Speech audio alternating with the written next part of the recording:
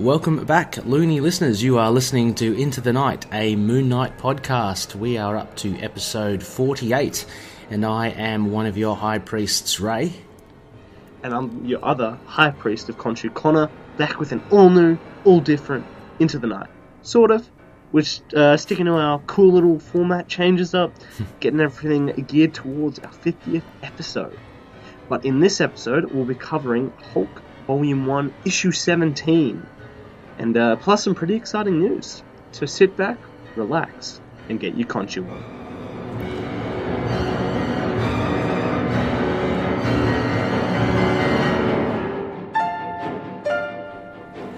Yes, welcome back, Loony listeners. It's great to be back for our 48th episode. We are edging closer and closer to our big half century. Always fun to be back in the seat here. Connor, how are you? I am doing mighty fine this week. Glad to be still back in the recording chair. Yep. It's a pretty exciting episode lined up, but how about yourself? How's the week been treating you? Yeah, it's been pretty good. Edging again for us, even myself, edging closer and closer towards an upcoming baby. So that's been pretty good. We just had a baby shower earlier today with just a few friends, which was really great. It was a really great opportunity to catch up. And also had a couple of videos from Eve's friends from overseas in the Netherlands, so that was very sweet. Oh. Yeah, and it was very sweet, and just got lots of gifts which were very kind and generous. So our little fella will be stocked up with plenty of books, plenty of reading material, which I'm very excited. Including Night Groot? Including, Night Groot, which is I can't wait to read that to him. So but we have a big library now, so I just can't wait to meet him. How about yourself, Connor? Oh, look, if it knew anything that is connected to Ray is pretty great in my books. Pretty keen to train them up, get them ready for the podcast in a few years' time. Start them young. That's it. You start them young, and they give them the taste for Moon Knight as well. There's also been just quickly some the premiere to Luke Cage, which is just started. Hearing good things about that. Sorry. Hearing good things about that from Rebecca and other people? It's been pretty good. I'm about 6 episodes in as well, and really enjoying it. Actually, to be fair, I think I'm enjoying it a lot more than the first season. So, plenty of good things there, I think, and plenty of good things up ahead. We all know that there might be some guest appearances from other Defenders. I still haven't got up to that yet, so that's pretty good.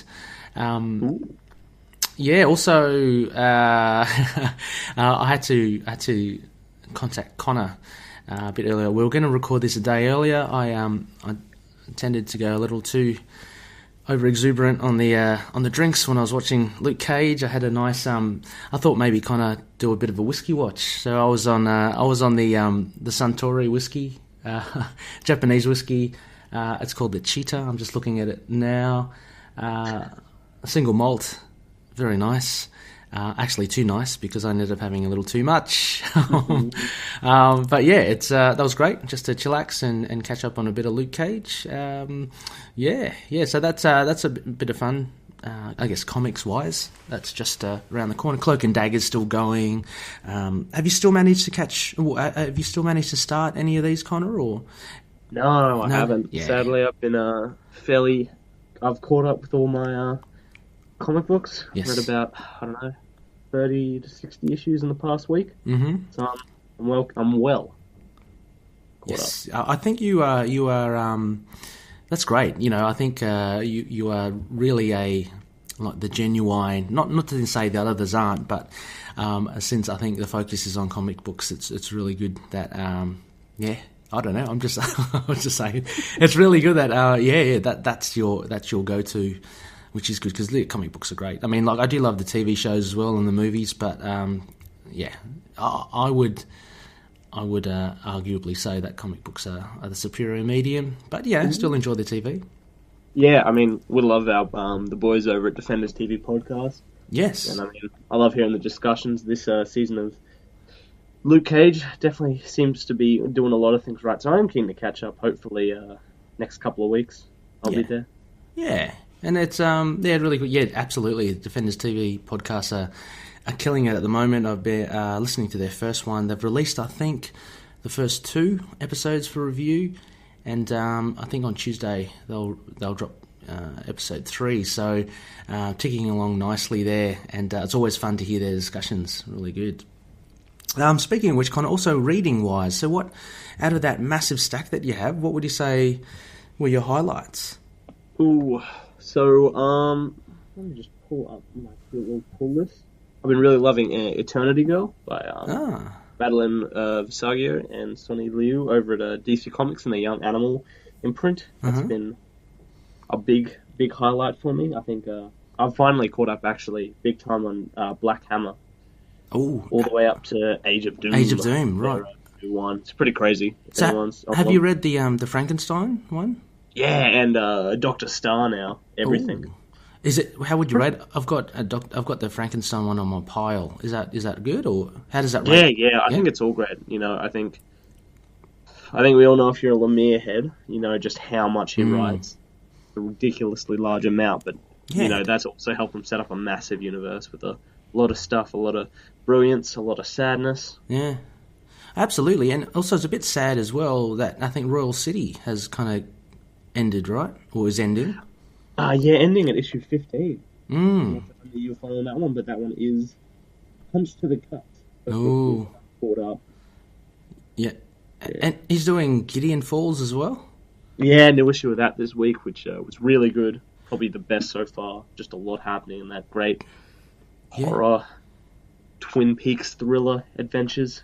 Yeah, geez, he's all over the place as well, because I can keep rattling him off because he's got I guess he's got Sentry coming up. What else has he got? He's Bloodshot. He's doing. Geez, he's all over the joint. Yeah, you gotta wonder if he'll ever burn out, but hasn't happened for the past 4 years. Yeah. I actually had a look, we might as well get into the news as well, and look, I'll jump straight to it. I was gonna say that obviously coming out in about a week or so, we do have one of Jeff Lemire's, and obviously we're saying this is a Moon Knight alumni. He's releasing the Sentry, which comes out from Marvel, which is next week. Going to be very interesting. Look, I'll read out the blurb here that I've got. It's got and in the show notes they've released some preview pages as well, so you can read up on them, see if it interests you. But anyway, the series is about an established character. For those who don't know, Sentry is a Marvel character, very much kind of along the lines of Superman, I guess, with power sets. He's very powerful, probably the most powerful, right? You'd think in the Marvel universe. Yeah, he's compared to basically Marvel Superman with a crazy demonic being attached to him as well. Yeah, so the bit of difference is he does have this darker self, and he does come off as a little bit crazy. So anyway, and most recently seen in the recently finished run of Donny Cates' Doctor Strange. So he's been teased back. He's been missing for a while. But anyway, the blurb here says, the Golden Guardian is back, fresh from the pages of Doctor Strange. But is that really such a good thing? The greatest hero that the Marvel Universe ever forgot has returned. The Sentry, shining sentinel with the power of 1,000 exploding suns, is back from the dead, but his troubled mind is far from finding peace. By day, he trudges through a mundane life as Bob Reynolds. At night, the Sentry soars across a gleaming, perfect skyline. But how much of the Sentry's dual existence is real? And what of his dark other self, the Void? Jeff Lemire returns to Marvel and unites with Kim Jacinto for this mind-bending series that will shake the Sentry and the Marvel Universe to its foundations. So, sounding exciting, not revealing much, of course. But it's almost like, I think the comparison has been drawn to his own Moon Knight run, but this almost feels far more reaching as well. Absolutely, because I think the Sentry touches upon the Marvel Universe a lot more, I'd say, than Moon Knight. Moon Knight obviously can be standalone, almost detached from the rest of the universe, which is, great to see him in amongst it again with the latest Bemis run. But I guess will you be picking this one up, Connor? Oh yeah, got it for the pull list next week. Excellent. Next week also. Yeah. Next week? Yeah, next week is also the next Moon Knight. Yeah, right. Yeah, that's true. It's going to be a big week for Moon Knight related alumni / fans. That's pretty cool. Connor, how about we go through the other couple of bits of news? Yeah, alright. So, yeah, it's probably two fairly nice and big announcements. The first one, I suppose we'll get into the bigger, more exciting, well, not more exciting, just more prominent, more out of the blue.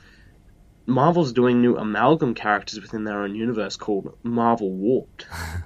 And we got a few pages littered throughout the internet of new characters. One of them is Arachnite, which is a Spider-Man Moon Knight team-up. We got a designed by Humberto Ramos. Yep. Drop it on Twitter, and it seems that this is tying into, the Infinity Wars Prime event. Yeah. So they've confirmed these guys will be debuting in Infinity Wars Prime 3 out in September, but then each of the characters will receive a one-shot. Okay. So, yeah, so we're looking forward to not just his appearance, but also a dedicated one-shot we can cover. Yeah, I'm not too familiar with the Infinity Wars run at the moment. It'd just be one of those that I've had to kind of relinquish due to the amount of titles coming out. Have you been following that as well, Connor? And how do you think this fits in, this whole warped kind of corner? Well, kind of suddenly, actually, out of the blue. So it's a really fun... Infinity Wars Prime is what it's at the moment. The current run by Jerry Duggan. Yeah. Falling out of his all-new Guardians of the Galaxy. It's just super fun. Just crazy cosmic stuff, you know? Yeah. Super fun, flavorful. So, it definitely fits in with the craziness, but I don't know, there's been no sort of tease of this warping stuff happening. And I wonder, as well, a bit of Moonwatch. Has Moon Knight been in the Infinity Wars at all? No, he hasn't, actually. No? Yeah, so it'd be interesting to see how he... I'm assuming Spider-Man's in there somewhere. I don't know. Otherwise, they're all... because we've got Daredevil in the mix, don't we, with Turk? He's got one of the... I could be totally off. Admittedly, I haven't been following the Infinity Wars, but I think Black Widow's in there as well. So a couple of street levels. Definitely worth checking out. Look, he's got a pretty funky costume. Looks like he's got his moon cape, but on top of the moon cape is the imprint of what looks to be a spider. So that's pretty good. He's very much got the Moon Knight hood and the shadowed face. But there are just a couple of other things here which look tantalizing. He's got like a gauntlet on his hand, which looks like hand blasters or something, maybe reminiscent of the 90s, Mark Spector Moon Knight. And he's got a couple of he's got a couple of 90s pouches as well. So, looks like pouches are back, baby. So that's good. But yeah, what are the other characters? The other characters were Soldier Supreme, right? It had Captain America. Yeah, so Soldier Supreme, which is Captain America and Doctor Strange. Mm-hmm. We got Weapon Hex, which is that's awesome. Laura. Yeah. X-23 and Scarlet Witch, and then Iron Hammer, I believe. Yeah, which is Thor and that's awesome as well. Iron Man. Yeah, and like a cool. Yep. And are you still there? Yeah. Oh, yeah. Did that not come through? Oh, no, you did. Yeah, you did. Sorry, it just made a little noise. That's cool. And we got also. I like the combination of Ghost Rider and what looks to be a big Black Panther. Oh, I forgot that one. Yeah, that one was awesome. Yeah, that one's a good one. That one out of again, probably have to pick and choose. I'll definitely get the one shot with Arachnite. I'll be looking at getting the Ghost Rider one. Oh, it's hard to choose, isn't it? Probably get all of them. I like the Hex one actually. That looks. Yeah, I'm a big Laura fan, so I think I'll be on that one. Yeah, I must say I'm a bit of a Scarlet Witch fan myself. I just like how she's I just like how she's developed over the years, and it's fun to see her on screen as well. So yeah, I'll be looking at that more for the Hex side of it, but definitely cool rendition from Humberto Ramos. That's coming out soon. We know. next other bit of news, Newsarama released the September Solicitations, again from Marvel and all the other publishers as well. And we get to see, this is awesome, we get to see another cover by Becky Cloonan for Moon Knight 199. And we are going really supernatural here, aren't we, Connor? It looks absolutely awesome. You've got Moon Knight in the foreground, and he's battling some tentacled demon, and in the background it kind of looks like Cthulhu, H.P. Lovecraftian kind of horror. But I love this in the fact that I tweeted about this earlier. I love it how Bemis is introducing these new enemies. Like we've had the Truth and the Sun King at the beginning. Currently now we've got the Collective, which is just a mad, awesome kind of villain.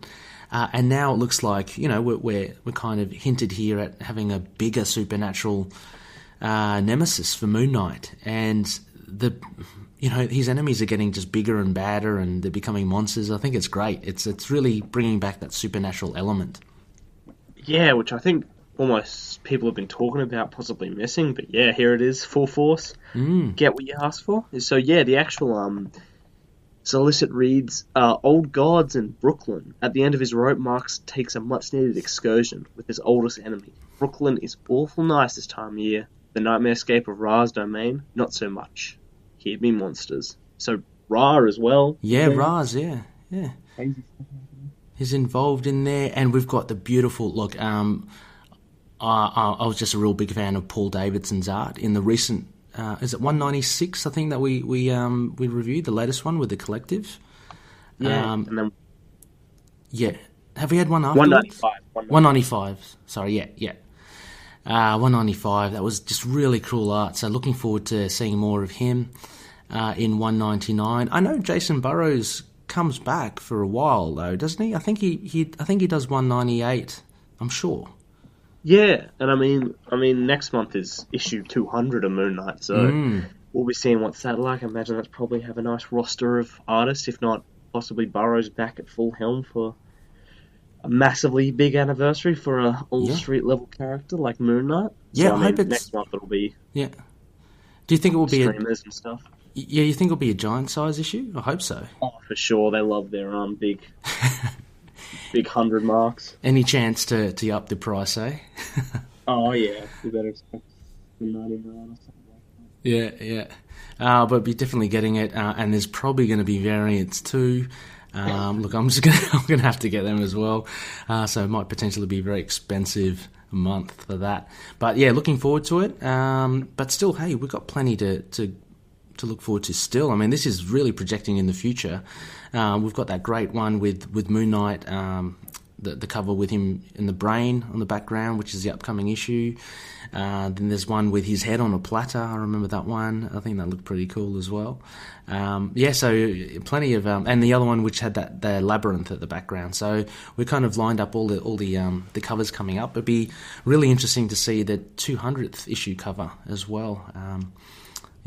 But keep your eyes peeled for that, loonies. And look, there's one other little bit of news at the end. Really not much to mention here, but the Infinity War writers, they were quoted to saying that they want someone to make a really good Moon Knight film. Yet again, a bit of speculation. And it came from, let me just open up this. It came from obviously the writers of Infinity War, and they are Stephen McFeely and Christopher Marcus, and they were on Kevin Smith's Fat Man on Batman podcast, and they mentioned somebody should really make a good Moon Knight movie, but it's complicated. Like I said, at the beginning, he was kind of good, but kind of cheesy, and then later on, he got kind of awesome. But the awesome part kind of needs the cheesy part to make sense, so it gets convoluted very quickly. But he's Jewish, which is nice. So, I mean, takeaways from that, I kind of have to agree with Marcus there in that he was cheesy early on, It was a kind of the thing of the time. And he most definitely got awesome later on as well. So it does make it a bit more difficult. But hey, look, they're writers. They're paid for coming up with good ideas. So I'm sure they'll come up with something good. Yeah, it's pretty cool that they're obviously readers of Moon Knight by the sounds of it. So, I mean, yeah, obviously takes a lot of things to get something right. I don't think they pull everything out of the blue. Yeah. There has to be plans for this. So, I mean, there's a lot of contention with fans over whether they want a movie or a TV show. Yeah. Pretty divided. Yeah, I'd be pretty happy with anything, to be honest. Oh, yeah. I mean, at this stage, look, even good or bad, I mean, I know, if you're an Inhumans fan, the Inhumans TV show wouldn't have been the best vehicle to see your characters on screen. But hey, you got a bit more of the Inhumans in Agents of S.H.I.E.L.D. as well. The possibility, the fact that they're up on the screen, doesn't mean that that's the end of it. I mean, who knows, years down the track they might revisit it. But the fact that it's being discussed and it's in the line of fire, so to speak, of these producers in the film or TV industry is got to be a good thing. So obviously we want to see it done right and proper. But yeah, let's get him on there first. Hey there everyone, I'd like to tell you about the YouTube channel I Am Your Target Demographic. If you're a fan of comics, we have plenty that you'll enjoy over there, including a series called Heroes Like Us that explores comic characters of all sorts of different identities.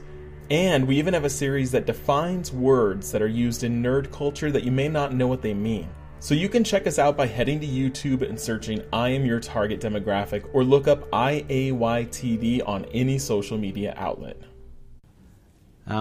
Yeah, so that was about all the news at the moment. So not much, but keep your eyes out, especially the big two, I think. Marvel Warped with Arachnite, with a one-shot, and obviously down the track in September, Moon Knight issue 199, just one off the big 200.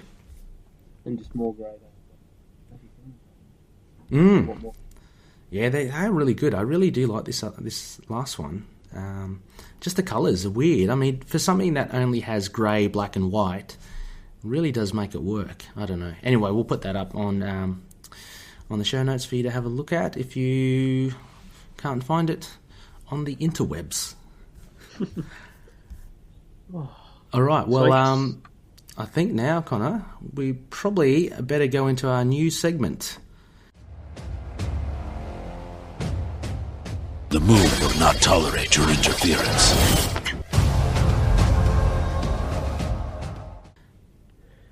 I think so. So yeah, let me take the reins on this. So we kind of experimented with this last week. We kind of decided to mix it up, kind of establishing the sort of difference between like nice big segments, the sort of classic segments we've had for the start, for the big new issues, Bemis's run, all that juicy goodness, and just kind of mixing it up for these kind of smaller episodes going through the back catalogue. Obviously things are changing.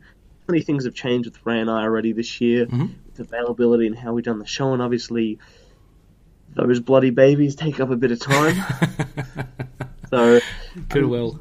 Things up for more, just kind of get everything together for still a strong year, but possibly just making some more arrangements to keep you guys happy and to keep us able to produce this show weekly. Have many setbacks. So yeah, we what will probably still be over the moon for our other episode will be now LUNAR-PICK. Yeah, exactly. Just the one book. So yeah, LUNAR-PICK. I thought that was apt. Yeah, and we're continuing our sort of a chronological order. We've gotten a lot of messages though about sneaking onto the Ellis run. I know. Oh, we're going to have to address that somehow, Connor, because dying to talk about that as well. And potentially there's a long way to go until we reach that run. So we might have to go in the time machine and jump forward or backwards. Who knows? We'll see what happens. Oh yeah, but so we're kind of spreading up. So just the one pick weekly. We'll be continuing with the Hulk Volume 1, Issue 17, which released straight after 2 and 1, reviewed last week. We have and what we're doing now is we first got up the Sliver, where, like we did last week, just cute issue summary in 1 to 2 sentences, short and sharp, tell you what's happening. saving the bare bones for when we can really flesh it out with new issues. We've got, of course, the White Noise, our discussion, and an all-new Moon rating. We're thinking, Crescent Darts, bit weak. This guy's called Moon Knight. We're going to focus on the moon, not the night. We've got a moon rating. Yeah. We've got a no moon. Yeah. That's a 0. That's just rubbish. The rubbish, yeah. You don't need it. You got a quarter moon, half moon, 3/4 moon, and a full moon. I mean, pretty sure we can work out how that works for us. Exactly. And don't forget... And we've got something special called a blue moon for totally excellent issues, but, bit of fun. We've got them all here. That's new ratings. With our ratings, Connor, as well, you know how we rated the Lemire issues? We were going crazy with that, weren't we? Like, we're going like 7, 8, 9, 10 out of 5. So I'm sure we'll be using the Blue Moon a lot. But, we've got to remember the Blue Moon is absolutely only for very, very special, exceptional comics. So, we'll see how this goes. And, loved it. Loved the way that you introduced this, Connor. Moon rating, look, sometimes simple is the most, is the best. So instead of a Crescent Dart rating, it's just your plain moon rating. Yeah, like we said, sort of changing up a bit. Yeah, exactly. And so, as Connor said, we do have the Hulk Volume 1, Issue 17. It's a backup story again to the Hulk magazine. It's titled Knights Born, 10 Years Gone. And it's available. I did a little bit of homework here, Connor. I thought I might as well, instead of umming and ahhing all the time, it's definitely available on the Moon Knight Epic Collection Volume 1, Bad Moon Rising. It's also on an earlier print out of Moon Knight Essential Collections, Volume 1, which was that newspaper stocky black and white version of all the earlier comics. And it's obviously, floating around as a single issue or a floppy somewhere, so you can find that. Unfortunately, digital-wise, I haven't had much luck, actually, with that, so it's not available on Comixology, Marvel Unlimited, or Kindle/Amazon. So if you really want to read this, best bet is to invest in a collected or an Epic collection. And which are available on the...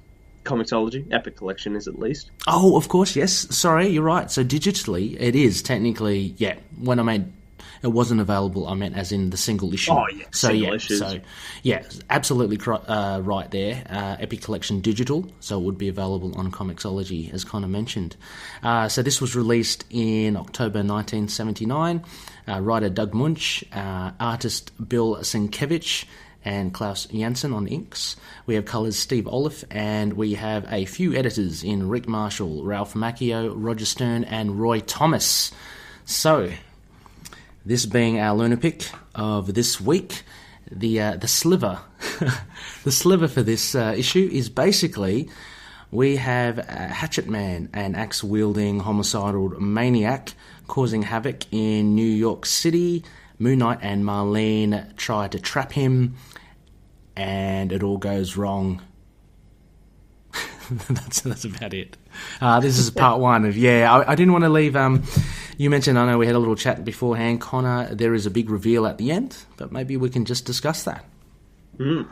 Yeah, this one ties fairly prominently into the past, which is pretty cool for Moon Knight. You've obviously got Doug Munch here specifically to tackle it head on with his own creation. So, we've had bits and pieces of the CIA, but this one has some reveals straight back to the mercenary days, really setting up Mark Spector for what he'd be in that first issue. So, this is a pretty big issue, all things considered, for Moon Knight, possibly one of the more influential before issue 1 of the Moon Knight series.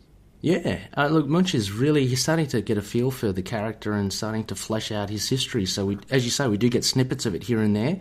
Apart from that, the reveal of a bit of his history, as you mentioned, Connor, it's just one damn scary read.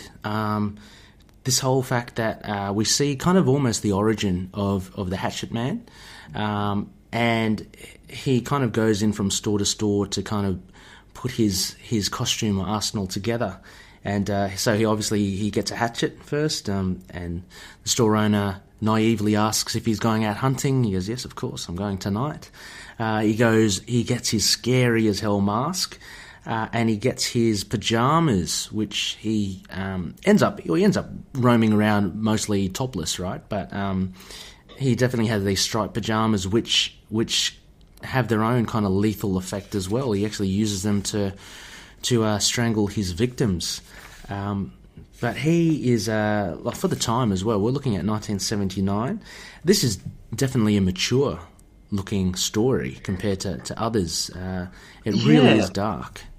Yeah, this is like real Marvel horror. When they were doing that then. This kind of fit into the Hulk issue, but this could easily have been in a Marvel horror magazine if it didn't have Moon Knight in it. Yeah. You know, there's some very specific stuff with this character and his mentality and the damage he faced. Why he became a serial killer. You know, it's pretty full on. I'm not sure you'd hand a kid Hulk and then be like, oh yeah, flick to the back and Hatchet's there. It's all good. Yeah, it doesn't leave you closing the whole magazine on a light note, does it, if this is a backup story?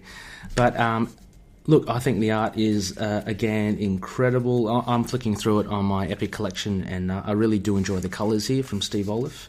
And the inks from Klaus Janson actually really make it work well. Obviously, can't say enough about Bill Sienkiewicz's art. Early on still, so he hasn't reached that style of his own yet. I mean, this is kind of still similar to Neil Adams' art, which was an early influence. But yeah, we get some grisly murders here, and we don't shirk away from seeing it as well, which also it ties into Hatchet Man. Look, Connor, can we reveal the reveal of Hatchet Man? Yeah, I think we can. Hopefully, everyone home has read this, or absolutely. Maybe it's the first big bombshell. But you've probably experienced this character, or at least heard about him, if you've been following Moon Knight long enough. Yeah, exactly. So he's generally, well, it's revealed at the last page, and let me see if I can just quote it. And it's only a very kind of slight acknowledgement, so you've got to really catch it. So the last word balloon is, say your prayers to our mother in her grave, Rand, for tonight you die, my brother. So that's the very last thing he said. Well, he says Randall Spector, actually, in the balloon before. But it's only that last panel that you get a sense that, oh, crap, that's his brother. And a rather grisly thing there, because he just buried a hatchet in Marlene's back, didn't he? Yeah, one thing I wasn't expecting was bloody that it was a bit of intense of an ending. I wonder what it would have felt like at the time. She seemed fairly dead in that last she's kind of backed herself in a corner here as well. Yeah, it's going to be hard to, as you say, get out of this one when she's face down. Her back is just soaked in blood. So, look, Marlene's a fighter, and she's still with us, so she somehow gets away with this. But yeah, I mean, so this was the whole idea as well. This was the main crux. We see Moon Knight obviously trying to trail this guy, and he gets a good use of his identities again, I think, Connor. We see a lot of Jake Lockley in Jenna's diner, and we see again the usefulness of Crawley, who always manages to come away with the goods. So he gives Moon Knight some information. So, yeah. Yeah, this one I felt a really nice, fleshed out issue just for everything, really. I really loved having Crawley there. I think that was great. Yeah, there was just a lot with Moon Knight. You got his history. I feel like almost you don't see enough of Crawley these days. I really like having him back. I know. You got Gina's Diner. It's just a classic Moon Knight issue. Yeah, I tend to, for these earlier ones, I tend to really prefer when they focus on Jake Lockley, like the street level identity. Stephen Grant is quite good, and the issue that we previewed before kind of had Stephen Grant in it, but it was really more Mark Spector, which was fun as well. But I'm thinking more the other Hulk stories that we covered a bit earlier when Stephen Grant was mixing it with, remember, Alphonse Leroux from the Chilean embassy, and that was fun. It was good, but I really do enjoy, mixing it here with Crawley, just sitting at Jenna's diner, just, talking to her, asking her how the boys are. I really just like that kind of grounded component of it. Yeah, I think Jake Lockley was probably possibly even his favourite of the personalities for getting around. Like, Stephen Grant gets a lot of focus as Marlene's lover, but Jake Lockley's in the world. You really get to see all the different characters once you get Jake Lockley out there. So it's really a good time to flaunt like so many different things happening. Like you get Crawler and Paulie and Gina, but then you get them on intrigue or following local politicians or drug dealers. Yeah. Just Yeah. But I don't know what else. I mean, apart from the savagery of Hatchet Man, the other reveal, I guess, of let's talk about his MO, like that's what I want to talk about most of this issue. So. Yeah, I mean, it stems obviously from a past experience, and obviously tied in with mercenary days. So what happened was basically Mark, is that right? Mark threw a grenade at him.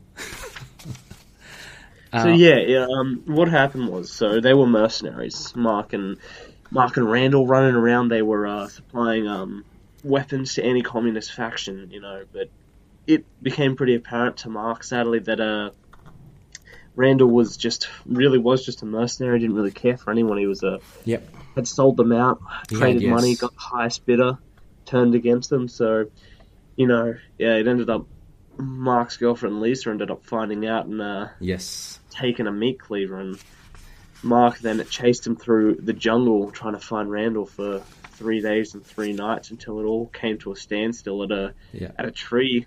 Randall had him pinned down. Yes. Mark had a grenade and came out on top.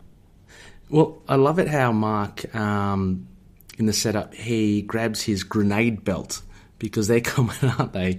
And he puts on his grenade belt. Basically, it's a belt just, riddled with grenades. And nothing good can come of this as well. But as you say, so Randall pins him down.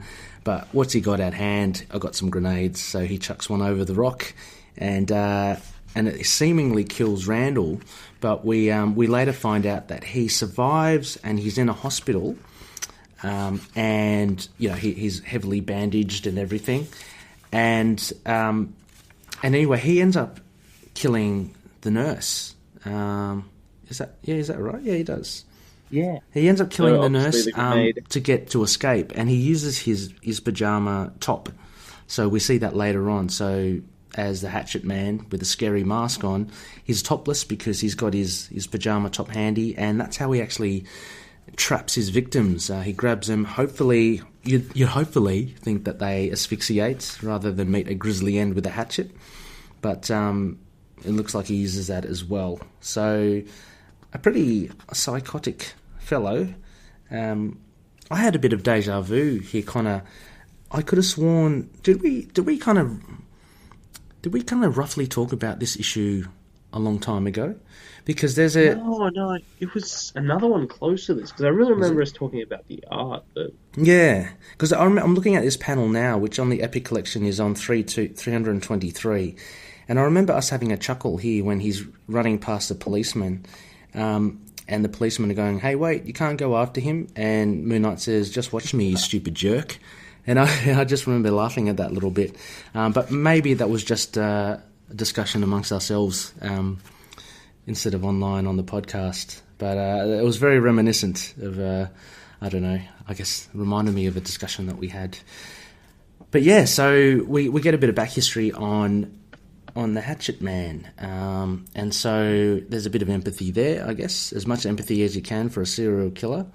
But yeah, as you rightly say, Connor, Lisa, she meets a grisly end, so that explains the hatchet, and the nurse explains... And that's why, actually, he's killing nurses as well. That was a predilection that he had, and that's how Marlene and Moon Knight try to trap him. So Marlene dresses as a nurse, and she bravely walks the streets at night, and at first she manages to elude the pajama top, which the Hatchet Man tries and strangles her with. But basically, the police get in the way. They actually shoot Marlene as well, don't they? By mistake. Yeah, she takes a bullet to the side. So she takes a bullet, and then she takes a hatchet to the back. And yet we see her to this day. So she's a fighter. But yeah, so anyway, she's the nurse, and they run into the park. where we're left hanging at the end of part 1. So that pretty much wraps up this issue here. And obviously the next issue that we'll cover will be part 2, which is an immediate continuation. So that will be in the next Hulk magazine. But before we get into any of that, Connor, we've got to test out this new rating system. What would you give this issue of Hulk number 17?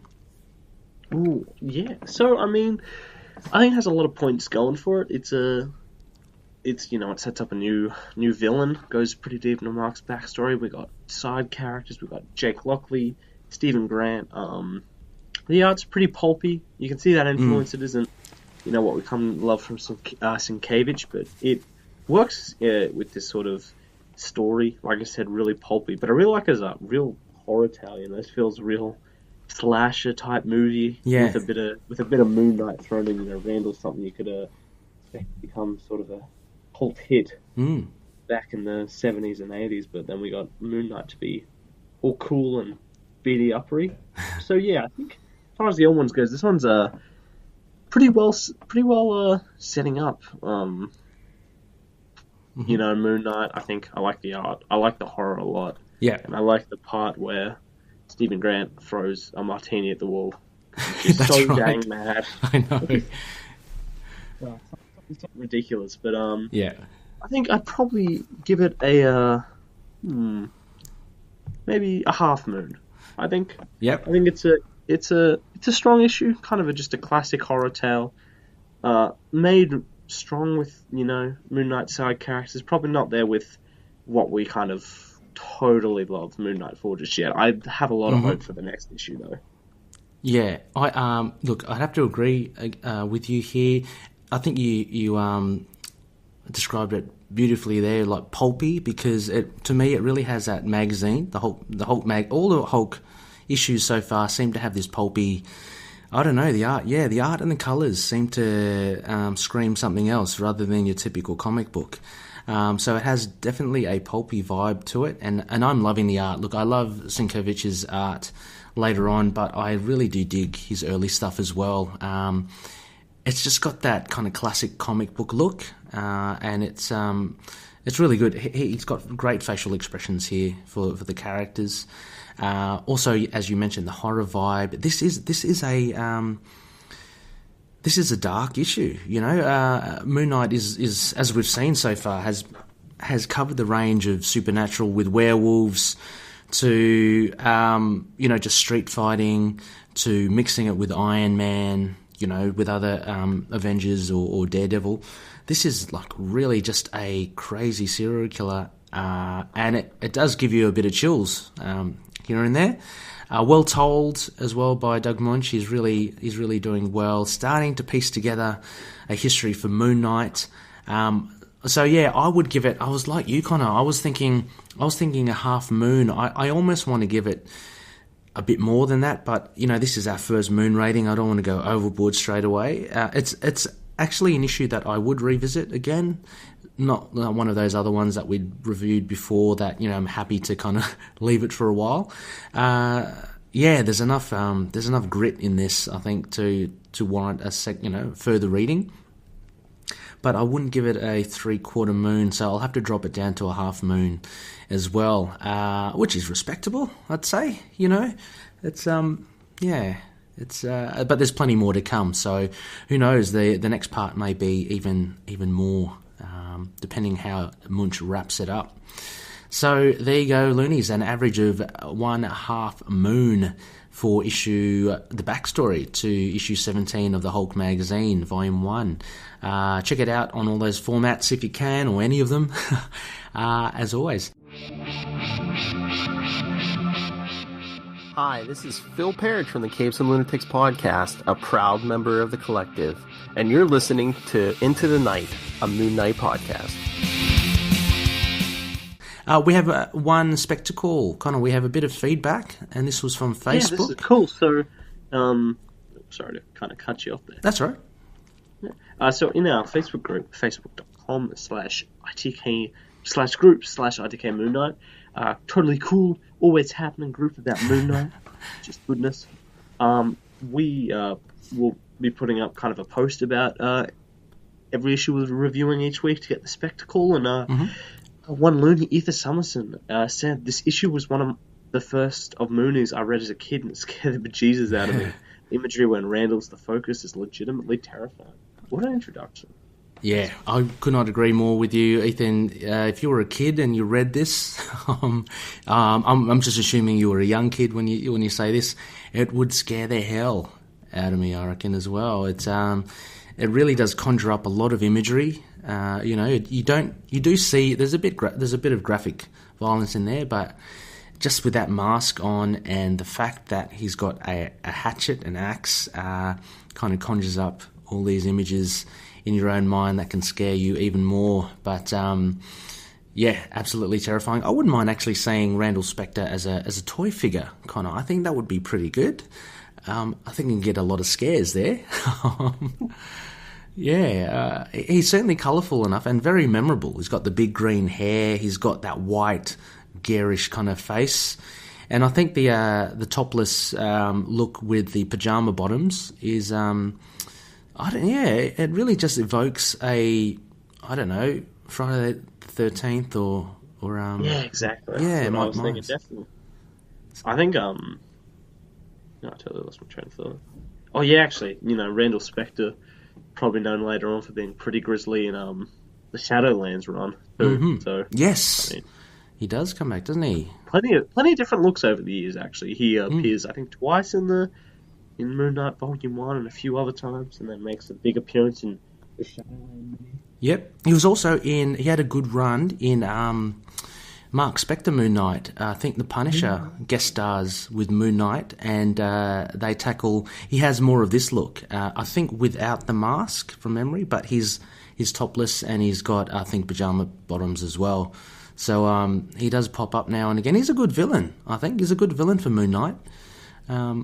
Yeah, one of his own doing, which is probably, one of the big things for Hero. It's personal. Yep. A lot of history. Yeah. Yeah.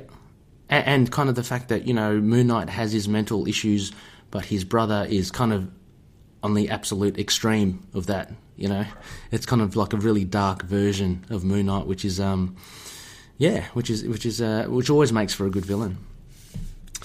Okay, well, Loonies, I think that that pretty much wraps up our LUNAR-PICK for this episode. Stay tuned for our next phase, which our LUNAR-PICK will be Hulk 18, obviously part 2 to this. I'm assuming, and I think it is the conclusion to this arc, and it's titled Shadows in the Heart of the City. So we'll see what happens to Randall and to, obviously, more importantly, Marlene. She's copped a bit there. But yeah, stay tuned for that, Loonies. That will be on Sorry? I was just about to say next week, possibly. Of course. Yeah. Absolutely. Sorry, Connor. Loonies. Connor is on the ball all the time. This is why we pay him the big bucks. Absolutely right. We do have a Bemis issue next week. So we will be returning to our Over the Moon format and really getting our hands dirty with issue 196. Was that right, Connor? Yes. Yeah, yep. 196, second part of the collective. Second part of the... Yeah, is that... I'm not too sure. I haven't got up on the solicitations again. Would that be a Burroughs, or are we looking at Paul Davidson? No, that's Paul Davidson. The second part is finishing off the collective. Awesome. His distinctive style. As much as I love Burroughs' art, and it is fantastic, I really am just enjoying Paul Davidson's just take on it. It's a little different, isn't it? And it's good to have that consistency, I guess. So, yep. So Connor's he's come through with the goods there. Issue 196 of Moon Knight by Bemis and Davidson next week for our 49th episode, Connor. And then we'll have our big 50th. Which is great. It's technically about a year, isn't it? Let's just call it a year anniversary. Yeah, I think so. I think we've had a few stops here and there, so it's probably about a year. Yeah, let's say it's about a year, so we'll treat it as our year for that. We also do have, do not forget also, Loonies, we do have bubbling in the works. We have more Isla Ra interviews. These are so much fun to do, and we will pepper them throughout the course of ITK. But rest assured, we do have a couple up our sleeve. We're just currently working on them. That should be, I think maybe we'll do one for episode 51, Connor. I think that will give enough time to get the post-production happening. Yeah, awesome. That's what I'm thinking. Yeah. I think, we're definitely kicking these out more frequently, and we're just, getting it out there, changing it up. Yeah. It's been like this latter half of the year as we enter our first year. It's great. Yeah, we're starting to get some guests on the show, some interviews, which is something that we've never done before. And just a change up from having, fantastic. We've totally enjoyed the bare bones narrations, getting loonies involved, getting guests involved to read that out. But something different, getting people in and just having a nice informal chat about what they like about comics. Not necessarily Moon Knight, but it can be. Just to kind of get to know our loony community a bit more. Oh yeah, and just kind of gives us a chance to talk about, wider comics, wider love for Moon Knight. All voices, not just these same old two buggers. Yeah, absolutely. Throwing my pennies each week. Yeah. Yep. So I guess as typically you can find us on email, itkmoonnight@gmail.com. We have a blog site, intothenightpodcast.wordpress.com, so that usually has our bare bones scripts and all our show notes and summaries and stuff. With our LUNAR-PICks now, I guess it will be a bit truncated because obviously there's no bare bones in there, but there's still enough information there for all the things that we've discussed on the episode. We're on Facebook at facebook.com/ITKMoonKnight. That was a page. And as Connor mentioned earlier, we've got the Facebook group, which is facebook.com/group/ITKMoonKnight. Our Twitter handle is at ITKMoonKnight. And on Instagram, Tumblr, YouTube, just search for Into the Night, a Moon Knight podcast. Finally, all good podcast catchers should have the ITK logo there and episodes for your listening pleasure. Just look out for the likes of Apple Podcasts, Stitcher, Spotify, iHeartRadio, Google Play. We're there, so just search and share. That would be much appreciated. So thanks once again, Loonies, for listening to us. So Connor, have you got any last messages for our faithful Moon Knight listeners? Well, I think once again, I'll just say thanks for listening. Get in contact with us, with the group, of course. Also, tell us what you think of these new format changes. Yeah, and I don't know. Stay tuned for episode 50. 50, yeah. It'll be a big one, and hopefully, if we're getting what we think we're getting together. Oh, yeah. Something massive. Oh, yeah. Something worthy of a year in. So, as always, stay tuned for that, and may Khonshu watch over the denizens of the night. Catch you later. Goodbye. Moon Knight and affiliated characters, stories and events are properties of Marvel Characters Incorporated. Materials used and discussed within the podcast are intended for critique and review purposes only under the fair dealing concept of the current Copyright Act. The views, information or opinions expressed during the podcast are solely those of the individuals involved and do not necessarily represent those of the copyright owners.